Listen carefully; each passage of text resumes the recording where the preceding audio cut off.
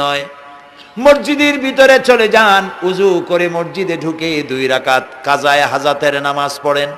রাসূলুল্লাহর উপরে যখনই বিপদ হতো তিনি নামাজে দাঁড়ায় যেতেন। সুবহানাল্লাহ বলো। আপনি কেন যাবেন একটা কবরের কাছে?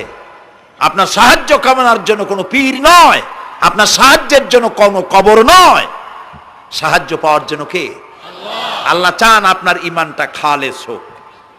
আল্লাহ তাআলা এটা বরদাস্ত করতে পারেন না যে মানুষ কারো কাছে গিয়া আরেকজনের কাছে গিয়ে নথি স্বীকার করুক। আল্লাহ সহ্য করেন না।